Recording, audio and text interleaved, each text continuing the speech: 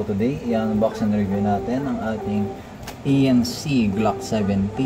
Pero sa mamaya makikita nyo, hindi siya yung regular na Glock 17. Okay, kung papakita kong bakit. So ito siya, Taran Tactical Glock 17. Inspired by Combat Master. Ayan. So before natin pakita yung other details, ang inclusions niya, itong instruction manual. Okay, dito sa instruction manual makikita nyo yung safety precautions, operating ng airsoft gun niya, paano mag-refill, kung paano mag-maintain. So yan siya. Okay, so sa box wala naman ibang laman, so itabi na natin ito. Okay, ito yung mismong unit natin, Glock 17 Taran Tactical Innovations. Pakita ko yung magazine. Ayan, ito yung mismong unit. Okay, sa mismong unit natin, as usual, dun sa Glock 17, metal slide, polymer lower, then full metal magazine.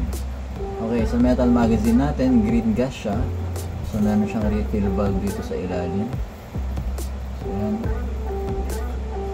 Then, yung mismo unit natin is gas blowback pistol. Okay. So, sa gas blowback pistol, pakita ko lang yung other details niya. So, yung Taran Tactical na trademarks.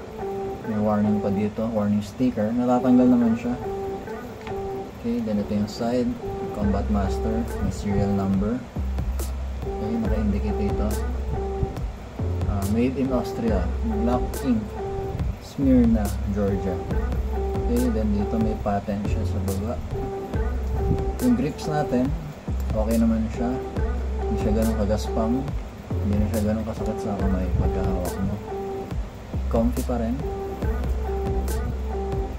Okay, sa Glock natin, ang ano nga pala niyan is, as usual, trigger safety. So, hindi mo siya mapupul hanggat yun na ano itong trigger safety sa gitna. Ayan. Okay, so papakita ko lang kung paano natin i-disassemble itong Glock na to. Okay, so para ma-disassemble natin, make sure nakahiwala yung ating magazine. Then make sure walang obstruction or nakaharang sa loob ng ating Glock. Okay, so i-pull nyo yung slide. Pag pull ng slide, i-pull down nyo itong lever dito. Ayan. So automatic siya, tutulak siya paharap. I-tilt nyo downwards, then alisin nyo na yung inyong upper receiver. Okay, ulitin natin. Pull nyo downwards, then pull nyo towards. Yan. Okay, sa ating upper receiver, dito nyo makikita yung ating hop-up system. Ang hop-up system natin ay itong gear dito, no? So, siya yung responsible sa paglipad ng BBs nyo, kung upward or downward. No? Na-adjust naman siya, depende sa weight ng BBs na gagamitin nyo. Kung medyo mabigat, kailangan medyo upward yung lipad ng BBs. Kung medyo magaan, medyo downward dapat. Okay, so ito yung ating recoil spring. Then sa recoil spring, mapapansin nyo, kitang-kita yung ating inner barrel and yung outer barrel. Okay, so ito yung inner barrel nya, yung bronze dun sa loob, then yung outer barrel. Kung saan nyo pwede ikabit yung inyong mga suppressor or silencer, or kung meron kayong tracer unit, pwede nyo rin siya ilagay dito. Okay, after nyan, ito yung ating lower. So sa ating lower, makikita nyo, meron siyang railing system. Good siya for flashlights, lasers, or any other attachments na gusto nyo ikabit sa inyong Glock 17. Okay, so para mabalik natin siya, tilt nyo downwards, make sure kompleto yung parts dito sa loob ng ating slide. And iwasan yung may maipit na parts dyan before nyo i-assemble ulit. Pagka-align na lahat, pull nyo lang yung slide, then pull back. Good to go na siya. Okay, so mamaya iti-test fire natin to, pero before yun, papakita ko sa inyo kung paano natin re-refillan ang ating airsoft gun. Okay, so align ko lang tong camera, tabi natin set aside muna natin to. Itong magazine ang pagpo-focusan natin. Okay, full metal magazine. Mapapansin nyo dito sa may slide, dito sa may spring, slide down yan. Okay, pag na-slide down yan, pag na-slide down yan yung spring, kunin nyo yung inyong speed loading bottle, then ipo-point nyo towards dito sa baba. Okay, so yan siya. Nakita nyo, magkaroon na ng BBs. So dahan-dahanin nyo bitawan yung spring. Make sure na hindi nyo bibiglain yung pag ano na spring, kasi tendency niyan sorry.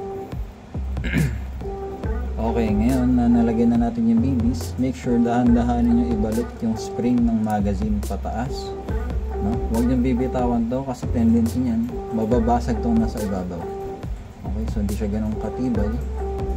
Pagka biniglaan nyo yung spring, either pwedeng masira yung sa spring nyo o pwedeng masira tong sa loading nozzle nyo.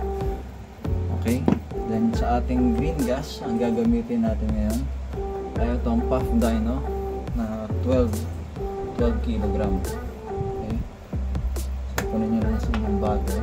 So yan. Then bago nyo refillan yung inyong magazine, ititilt nyo siya downwards, no? Pointing towards the ground. Then ang pag-refill niyan, 5 to 10 seconds i-hold nyo siya. Okay, pero dito sa atin ginawa na natin 5 seconds kasi for target practice lang naman siya, and firing test. Okay, i-load natin siya. Kita nyo loaded na, may BB dun sa loob. Okay, so i-test fire na natin ito. Magazine. Dahil na ito yung ating airsoft gun.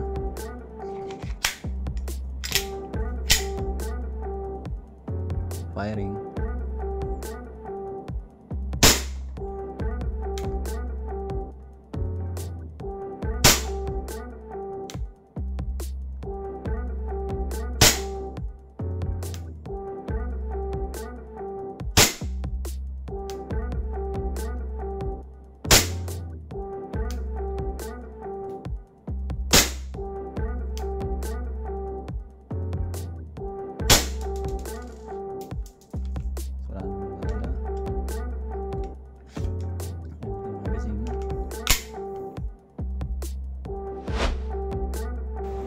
Okay guys, so na-test fire na natin yung ating Taran Tactical Glock 17.